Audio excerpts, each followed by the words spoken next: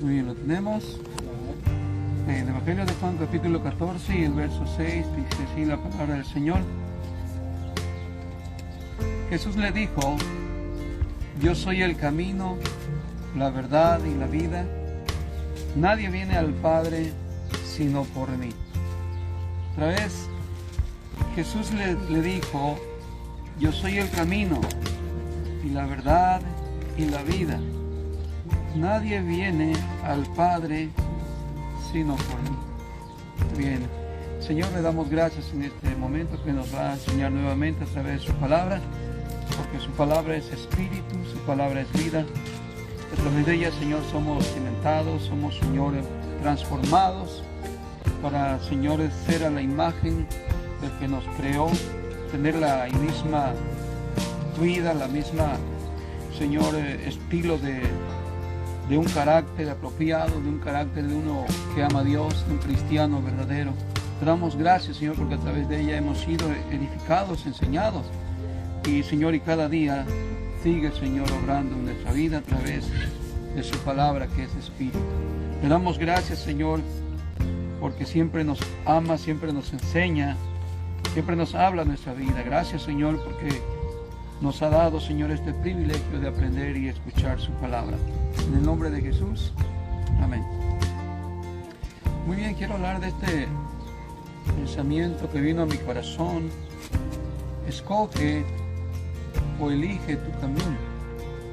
Sí, voy a hablar precisamente que hay dos caminos. Y empecé con esta lectura de Juan 14, 6, donde Jesús dice: yo soy el camino. ¿Para qué es un camino, hermanos? Para andar, ¿verdad? Para transitar, para ir a algún lugar, ¿cierto? Y Jesús se pone como ese lugar donde transitar para ir a Dios, para vivir con Dios, para amistarse con Dios, para tener una comunión con Dios, una relación con Dios, ¿cierto? Hay un dicho que dice, ¿verdad? Muy, muy popular: hay muchos caminos para llegar ¿a dónde? A Roma. ¿En qué puede ir a Roma, hermanos? Caballo, bueno, se va a costar mucho, dicen, ¿no? Bueno, pero antes no existían, ¿me acuerdas? En el tiempo cuando fue escrita estas palabras, puede decir, en aquel tiempo no había avión.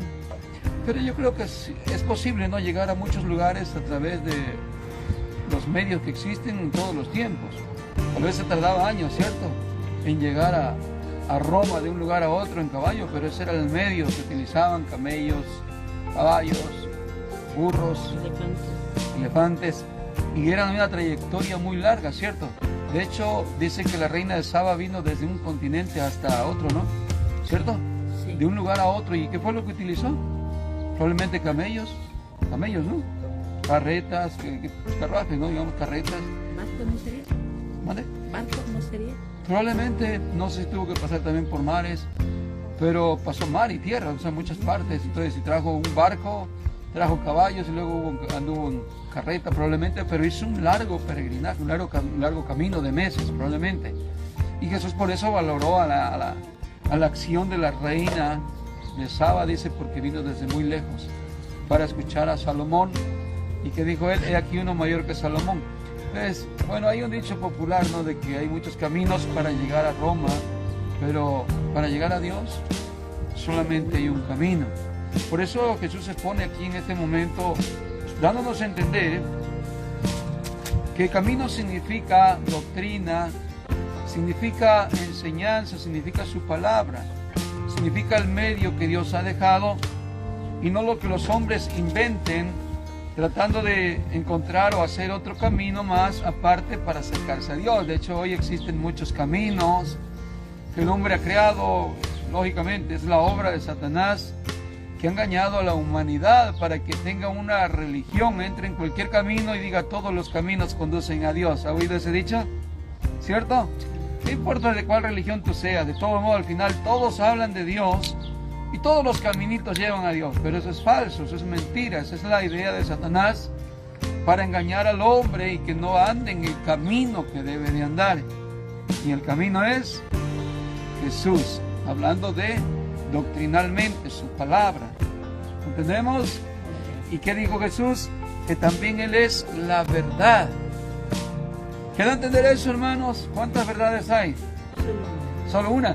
Pero da a entender que aparte de la verdad también hay mentira, ¿cierto? Sí. Para que diga que hay verdad, da a entender que entonces hay mentira también. Y Jesús dice, yo soy la verdad, dando a entender que en este caso Satanás es el padre de la mentira, es mentiroso, como dice el apóstol Juan, porque cuando habla de él, de su esencia habla de mentiras, ¿sí? Entonces cuando Jesús habla y dice, yo soy la verdad, dando a entender que otras doctrinas, otras enseñanzas que el hombre ha creado, inventado, como dije, influenciado por Satanás, son falsas, son mentiras. De hecho lo podemos ver en el principio de cuando Satanás engaña a Adán y a Eva, que fue lo que utilizó lo contrario que Dios había dicho, ¿cierto? Palabras contrarias a lo que Dios le había mandado a Adán y Eva. Pues lo mismo es hoy en día. Las religiones que han sido creadas, inventadas, hablan mentiras, hablan falsedades, influenciadas por Satanás. La Biblia dice que son doctrinas de demonios, ¿cierto? Muy bien, ¿y qué más sigue diciendo Jesús? Y también dice que es la vida, dando a entender que nadie más, sino solamente Dios es el que puede dar salvación, vida eterna. ¿Cuánto decimos amén? Amén. En Hechos 4:12, ¿qué es lo que dice la Escritura? Porque no hay otro nombre bajo el cielo dado a los hombres en quien podamos ser salvos. ¿Y esto solamente en quién? En Jesús. Muy bien. Él dice que es la verdad. Yo me recuerdo cuando estaba delante de Pilato, ¿se recuerdan? Que él dijo, yo a la verdad he venido a dar testimonio ¿de quién? De la verdad. Y Pilato se queda como un poco desconcertado, un poco así como intrigado y dice, ¿qué es la verdad? Pero el Salmo 119, 160 dice, la suma de tu palabra es verdad. O otra traducción dice, tu Torah es la verdad. ¿Qué es tu Torah? ¿Qué es la Torah? Es doctrina, enseñanza, es la palabra de Dios. Y es lo que dijo Jesús, yo he venido a dar testimonio de la verdad, lo que ya está escrito, de la verdad de Dios. Yo he venido a dar testimonio de la verdad. Por eso Jesús dijo, yo soy la verdad. La palabra de Dios, la enseñanza, el camino, para que el hombre sea salvo. ¿Cuántos dicen amén, hermanos? Muy bien, veamos ahora en contexto entonces, en Mateo capítulo 7 y el verso 13. Aquí habla de dos caminos, de una puerta ancha, de una puerta angosta. Y así, hermanos, vamos a profundizar un poco el tema de escoge o elige tu camino, hermanos. Amén. Dice así Mateo 7:13. Entrad, ¿por dónde? Por la puerta estrecha, angosta. Porque ancha es la puerta y espacioso el camino que lleva ¿a dónde? La perdición. A la perdición. ¿Y qué es lo que sigue diciendo? Muchos son los que entran por ella. Y muchos, ¿cuántos? Muchos. Muchos son los que entran por ella. Fíjese, aquí va una clave para que usted y yo nos demos cuenta de que la multitud de personas, la multitud de reunión en las religiones, de muchedumbre de gente, de miles y de no sé, de millones tal vez que existan en ciertas organizaciones, denominaciones o incluso iglesias locales que se dan el arde de que tienen 2,000, 3,000 personas, 5,000, 7,000 personas en un auditorio, en un lugar, y ellos acreditan que es la mano de Dios, que es la obra de Dios la que está ahí por el volumen de personas que están ahí reunidos. Y dicen, miren la evidencia, si Dios no estuviera aquí, no tendríamos este crecimiento, este desarrollo de la obra de Dios, del crecimiento de la iglesia. ¿Sí?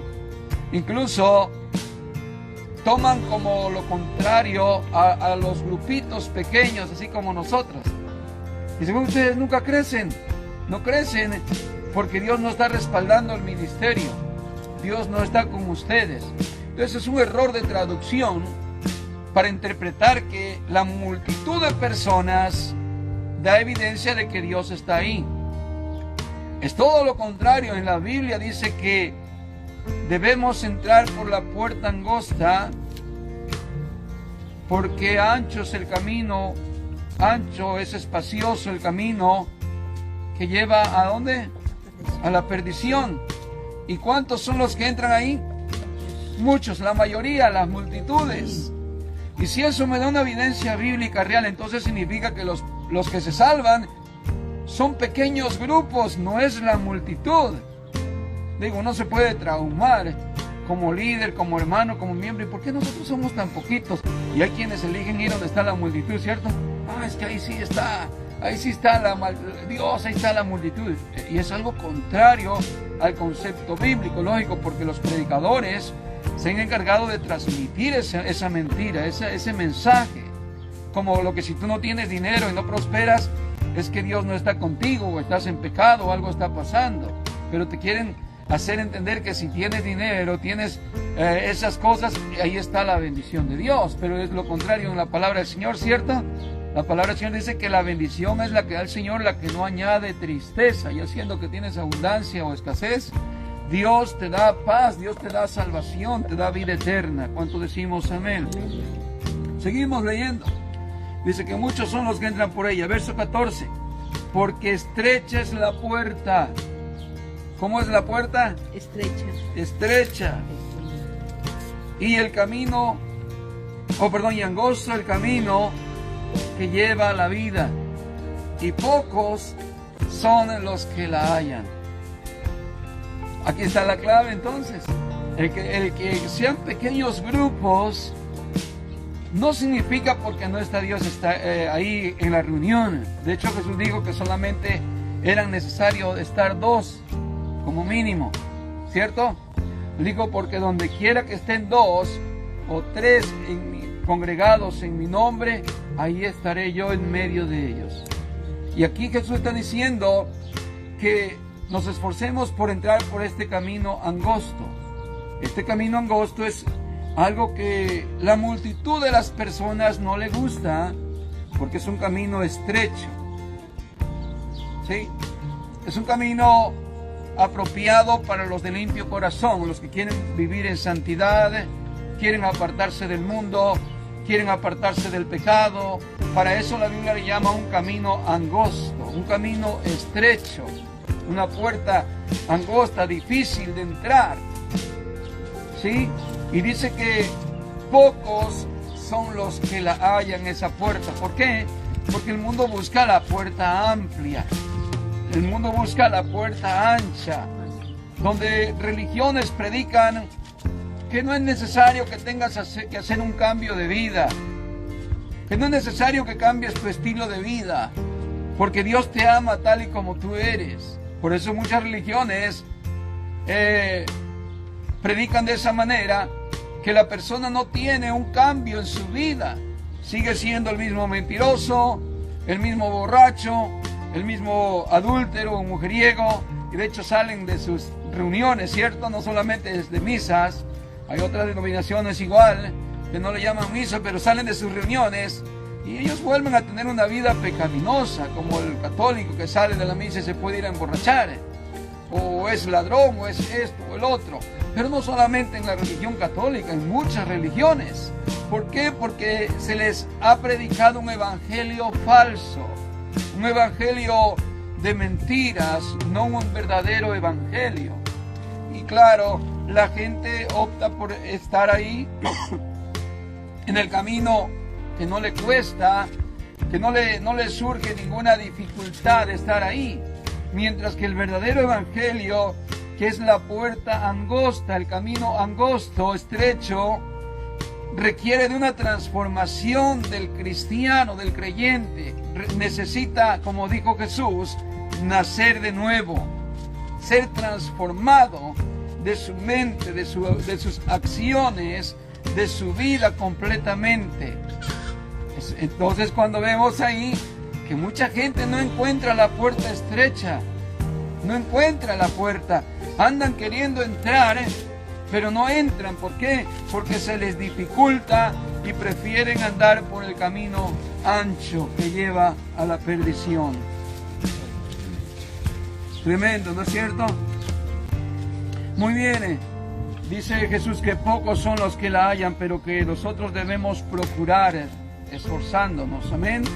Verso, a ver, en Lucas capítulo 13, verso 22, me gusta este contexto. Tiene que decir lo mismo sobre la puerta estrecha. Ese es el mismo tema, es el mismo mensaje, pero me gusta su contexto. En Lucas 13, 22 al 24. Pasaba Jesús por ciudades y aldeas, enseñando y encaminándose a Jerusalén. Y alguien le dijo: Señor, ¿son pocos los que se salvan? Es una pregunta. Alguien de la multitud, al ver al Señor predicar, yo me imagino a ver la multitud que seguía a Jesús, y quiero aquí como añadir algo a este comentario. Probablemente aquel hombre miró cómo había multitudes que le seguían a Jesús, pero conforme a su pregunta yo quiero ampliar esta interrogatoria de aquel hombre. ¿Se recuerdan que el Señor Jesús, cuando hablaba, mucha gente no le gustaba la palabra que Él hablaba? No solamente a los fariseos y a los saduceos y a los maestros de la ley, sino que aún al público en general había quienes no se acomodaban a la palabra de Jesús. ¿Cierto? Sí. Yo puedo imaginar que esta pregunta surge porque este hombre miró que un día había aquí 5,000, otro día había otros 8,000 siguiendo a Jesús, pero un día de repente Jesús está predicando algo que no le gustó a la gente y la gente empezaron a irse. Y creo que aquí este no es Pedro el que dijo, sino es otra persona, no da el nombre. Solamente que alguien le dijo, dice aquí. Pero yo me recuerdo que un día Pedro le dijo al Señor, cuando dijo: Señor, dura es tu palabra, ¿quién la podrá soportar? Porque mucha gente empezaba a irse y se estaban yendo. Y como que Pedro se asusta: Señor, dura es tu palabra, nos vamos a quedar sin nadie, se están yendo. A lo que Jesús le contesta: ¿queréos iros también vosotros? No sé, la actitud de Pedro en ese momento, tal vez se sentía alegre por la multitud que ya estaba acarreando. Mira cuántos seguidores hay, cuántos seguidores tenemos de Jesús. Vamos a reinar, vamos a conquistar, vamos a salir del yugo del imperio romano. Porque mira la multitud que trae Jesús, se va a convertir en el rey de los judíos para gobernar terrenalmente. Tal vez su idea todavía ahí era algo terrenal, y se asusta cuando mira que la gente empieza a irse porque le molestó la palabra de Jesús cuando predicaba y decía: de cierto os digo que si no coméis mi cuerpo, si no bebéis mi sangre, no tenéis vida eterna. Y la gente se espantó, y otros dijeron: estás loco, ¿quién puede comer tu carne y tu sangre? ¿Ve? Y dice que la multitud se empezó a ir, se empezó a alejar. Entonces en esta mentalidad veo a este hombre que le dice a Jesús una pregunta: Señor, ¿son pocos los que se salvan? Le hace una pregunta él a Jesús, y Jesús le contesta, y él les dijo: esforzaos a entrar por la puerta angosta, porque os digo que muchos procurarán entrar y no podrán.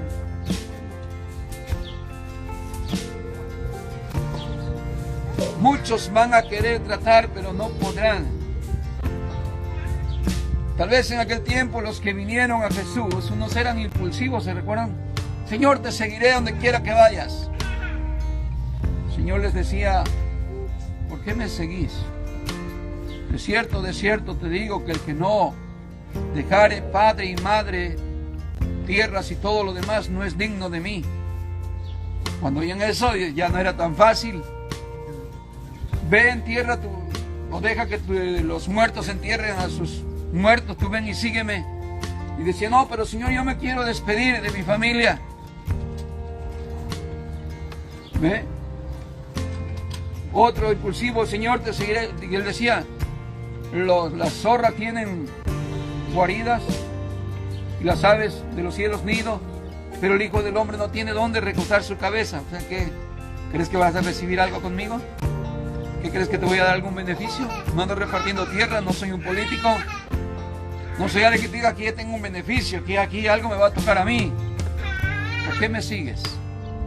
Entonces en aquel tiempo la gente impulsiva al oír las palabras que Jesús le decía, ¿por qué quieres seguirme? Porque si quieres hacerlo, es algo que te va a costar, va a ser algo esforzado. ¿Eres capaz de dejar el mundo?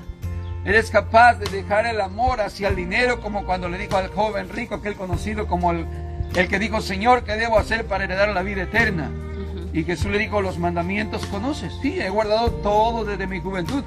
Le dijo, ok, si quieres ser perfecto, ve y vende todo lo que tiene y repártelo a los pobres y ven y sígueme y haz tesoros en el cielo. ¿Qué pasó? Dice que él, entristecido, se dio la vuelta y se fue a su vida cotidiana, a su mundo. ¿Por qué? Porque nos da a entender que amaba el dinero. Sí guardaba los mandamientos, pero amaba el dinero. Por eso la Biblia dice claramente que muchos tratarán de entrar por la puerta a través de ritos, a través de indulgencias, están tratando de entrar a través de una religión que se ha inventado más.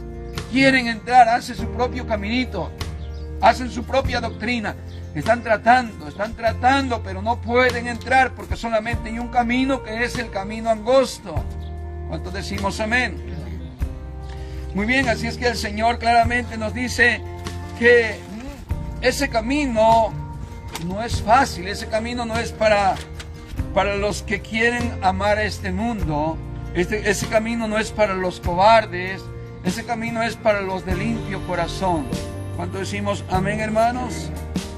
Veamos otra escritura más que está en Juan capítulo 10 y el verso 1 en adelante. Dice así, de cierto os digo, el que no entra por la puerta en el redil de las ovejas, sino que sube por otra parte, ese es ladrón y salteador. Mas el que entra por la puerta, el pastor de las ovejas es, y a este abre el portero, y las ovejas oyen su voz, y a sus ovejas llama por su nombre, o por nombre, y las saca. Cuando las ha sacado fuera todas las propias, va delante de ellas, y las ovejas le siguen porque conocen su voz. Verso 5. Mas el extraño no seguirán, sino oirán de él, porque no conocen la voz de los extraños. Verso 6. Esta alegoría les dijo Jesús, pero ellos no entendieron qué era lo que les decía. Volvió pues Jesús a decirles, de cierto os digo, yo soy la puerta, ¿de qué? De las ovejas. Jesús acá en el Juan 14:6 dijo, yo soy el camino. Pero acá está diciendo ahora, yo soy la puerta. ¿Cuál puerta estamos hablando? De la puerta angosta. Hay dos caminos. Un camino que conduce a la vida eterna, que conduce a Dios. Y hay un camino que conduce a la perdición, a la condenación, a la muerte eterna. Separado de Dios. Y Jesús aquí le habla y dice, yo soy la puerta de las ovejas. Todos los que antes de mí vinieron, ladrones son y salteadores, pero no los oyeron las ovejas. Me acuerdo de la doctrina cuando dice, antes de mí, ¿fueron qué? Ladrones y salteadores. ¿Qué hizo Jesús cuando entró al templo? ¿Qué le dijo? Han convertido mi casa, o la casa de mi padre, en una cueva de ¿qué? Ladrones. No solamente en lo que hacían, vendían y transeaban al pueblo, pero en la doctrina. También en la doctrina habían adulterado la palabra de Dios y habían impuesto, hermanos, un montón de leyes y doctrinas, de tradiciones de hombre, y pasando por alto la palabra del Señor. Y Jesús dice, los que vinieron antes de mí eran ladrones y salteadores. Por eso las ovejas no las oyeron. Verso 9. Yo soy la puerta, el que por mí entrare será salvo, y entrará y saldrá y hallará pastos. Verso 10. El ladrón no viene sino para hurtar, matar y destruir. Yo he venido para que tengan vida y para que la tengan en abundancia. Esto me recuerda a lo que empezamos leyendo. Jesús dijo, yo soy la vida. Y si hay alguien entonces contrario a la vida, es el que da la muerte.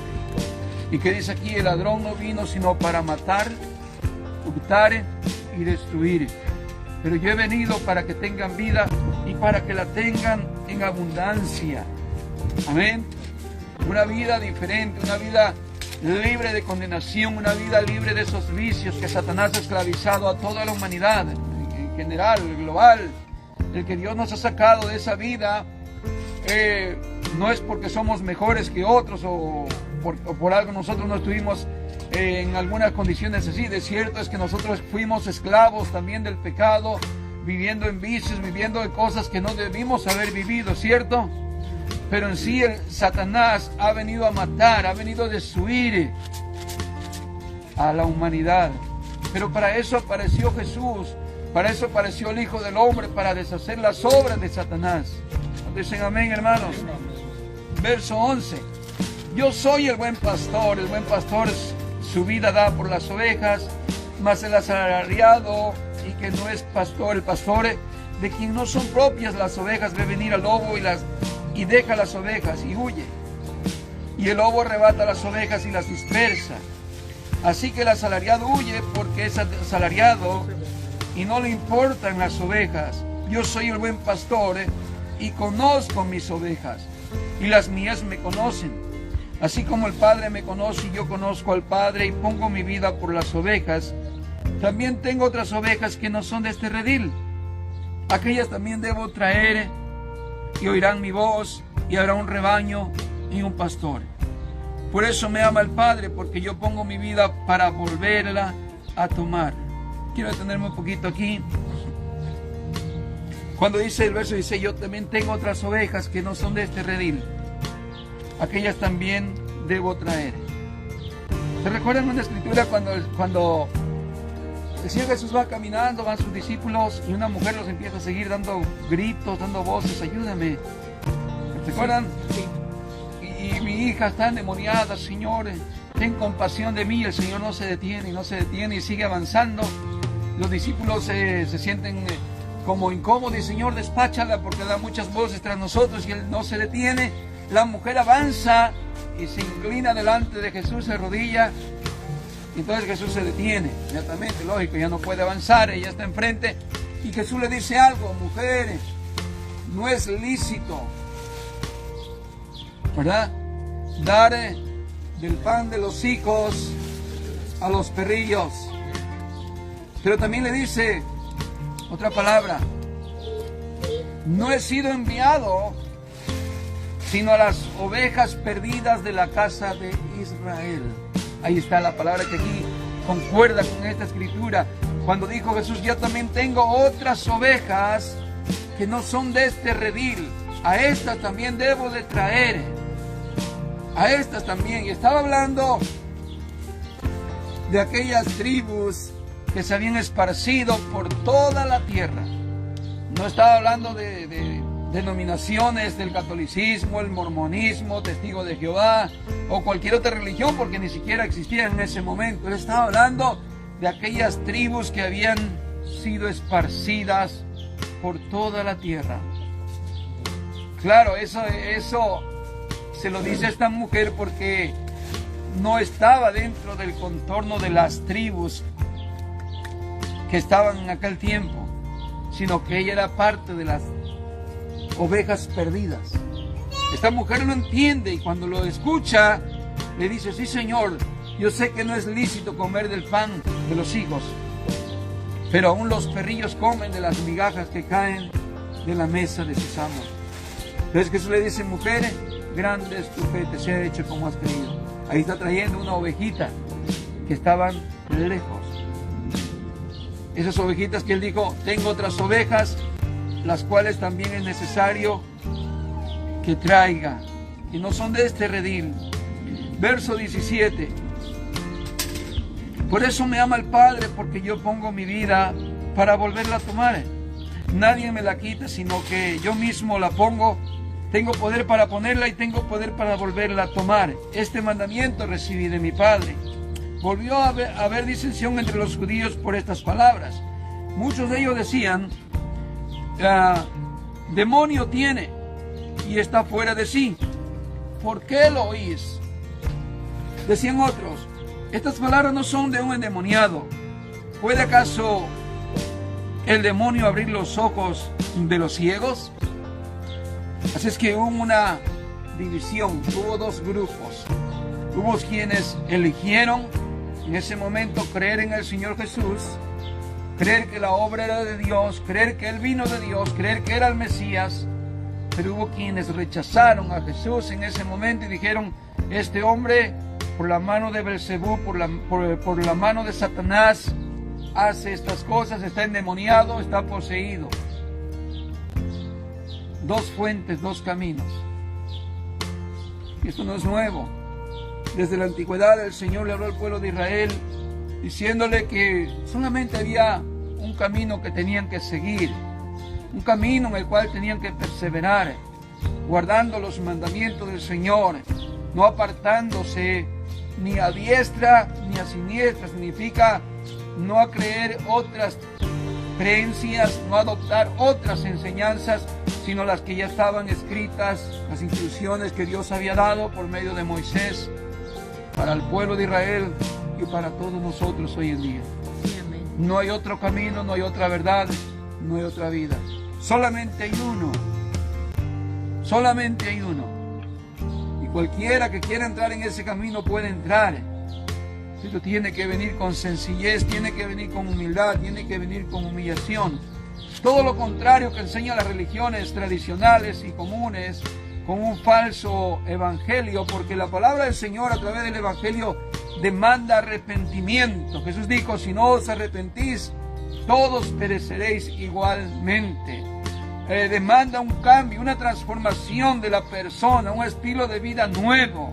El que robaba, que ya no robe más. El que adulteraba, que no adultere más.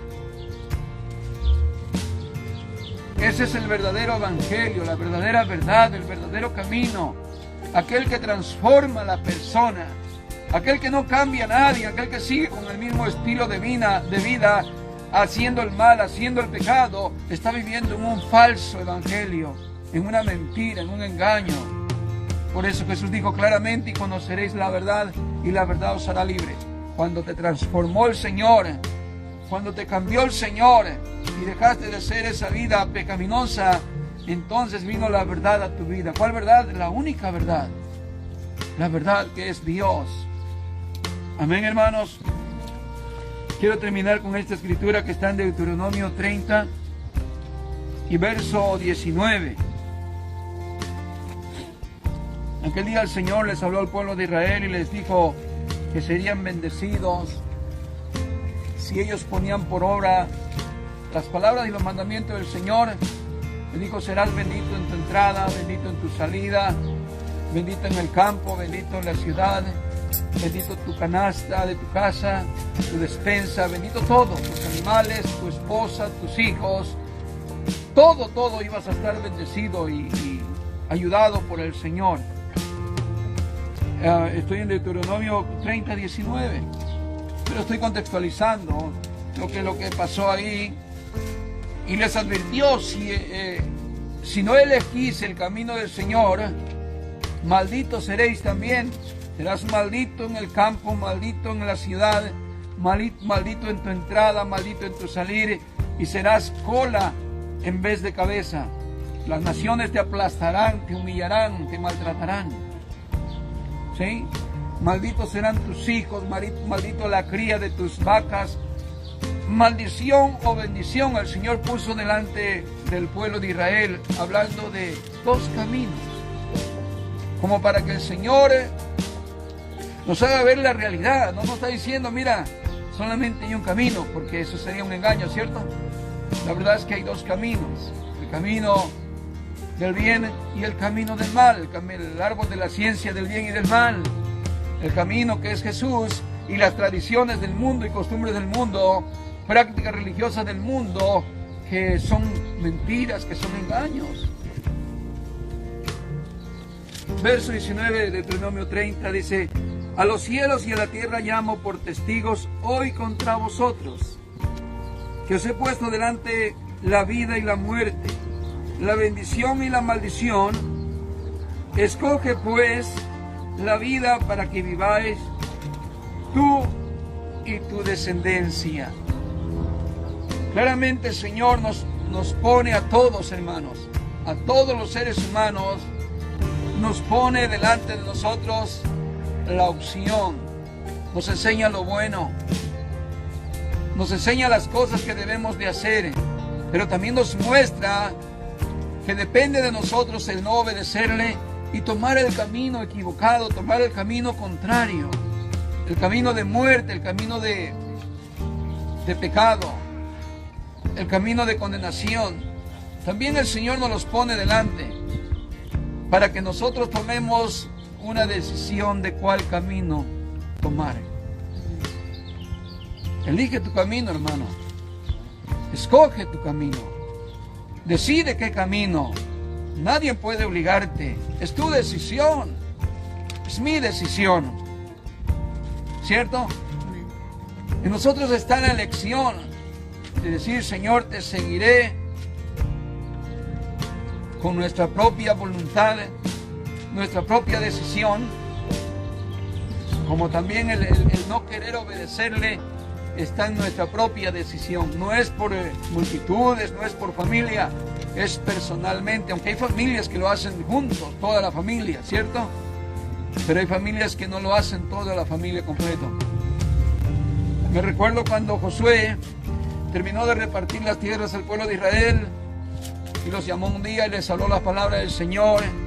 Les habló cómo el Señor había cumplido todo lo que les había prometido, dándoles las reparticiones de la herencia, la tierra, las casas y todo lo que habían recibido. Y les dijo, escojan ustedes hoy a quién servir. Si quieren servir a los dioses de los amorreos, a los dioses que nuestros padres adoraron también, porque fueron idólatras en el desierto, ¿se recuerdan? Sí. ¿Cierto? Escojan ustedes, escojan. Esto no es por nación. Pero mi casa y yo, dijo, serviremos al Señor. Casa y yo. Es una decisión, hermano, que todo hombre debe de tomar. ¿Qué camino elegir? ¿Qué camino escoger? ¿Conocemos el camino? ¿Cuál es el camino para llegar a Dios? Jesús. ¿Conocemos la verdad? ¿Cuál es la verdad? La palabra del Señor, su palabra, la Torá, la enseñanza, la doctrina. Esa es la verdad. Lo que ya está escrito en la palabra del Señor. No fábulas, no ideas de hombres. Y sabemos que Jesús es la vida, porque es Dios que se manifestó en esta vida como un ser humano, en esta tierra como un ser humano, pero Él es la vida. Y Él vino para que todos los hombres tengan vida eterna, vida en abundancia. Así es que, ¿cómo estamos? ¿Estamos, hermano? ¿Hemos elegido bien? ¿Hemos elegido el camino de la bendición o el camino de la maldición? ¿Hemos elegido el camino de la vida o hemos elegido el camino de la muerte? No hay intermedios, no hay un lugar que diga, oh, yo estoy en medio, ni estoy acá ni estoy allá. No existe ese camino. No hay tres caminos, hay dos caminos. El camino de la vida y el camino de la muerte. Nadie puede decir yo estoy neutral, estoy en medio, porque esa persona ya ha escogido un camino, ya está en un camino de bendición o en camino de maldición, en camino de vida eterna o en camino de muerte. Muy bien, vamos a orar, pónganse de pie. A nuestros oidores que vean este video, es tiempo de que tomen su decisión si no lo han hecho. Y si ya lo han hecho, permanezcan en el camino. Porque no podemos salirnos del camino ni a derecha ni a izquierda. Me recuerdo, hermanos, no sé si ustedes se recuerdan que en un tiempo la iglesia primitiva fue llamada los del camino. ¿Se recuerdan?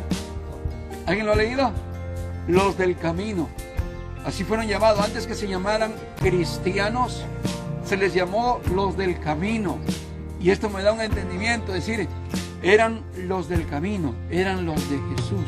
Cuando Jesús dijo, yo soy el camino, entonces la gente tomó la opción, los cristianos somos los del camino. ¿Saben? Incluso la palabra católica Fue usada antes porque por el Imperio Romano, fue usada por los cristianos, porque la palabra católica para ellos quería decir los de la verdadera religión, los que tienen la verdad. Y un tiempo fue usada por ellos. Así es que, si están en el camino, permaneced en el camino. Amén. Permanezcamos en el único camino que nos lleva a la vida eterna. Señor, le damos gracias nuevamente en este momento por su palabra, que es medicina, Señor, para el alma, para el pecador, para que se arrepiente y se convierta y no se pierda, Señor.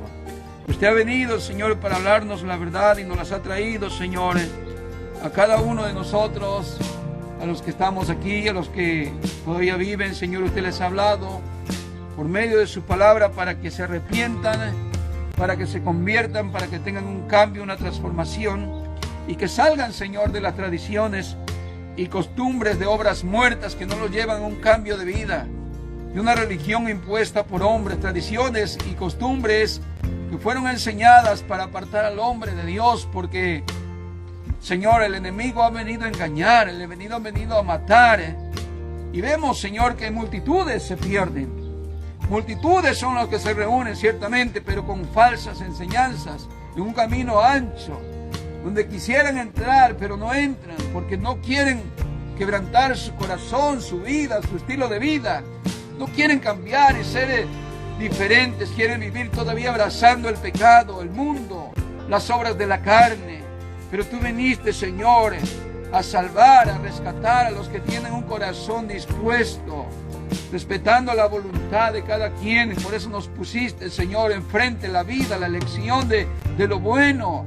Y tu palabra nos dice que escojamos la vida para que nosotros y nuestros hijos vivamos. Señor, gracias por esta palabra, que el Señor nos ha llegado a nuestra vida, el verdadero evangelio que cambió nuestras vidas, cambió nuestro ser, cambió nuestra mente.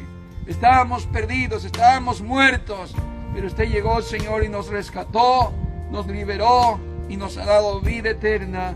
Le damos gracias en este momento por su palabra que nos edifica y nos llena, Señor, cada día. Bendiga a mis hermanos, donde quiera que están en toda la tierra, Señor, tu obra, tu iglesia, este pequeño remanente que usted le llama, Señor, a su pueblo. Le damos gracias en el nombre de Jesús. Oramos para que las almas se conviertan, Señor, en el nombre de Jesús. Amén y amén.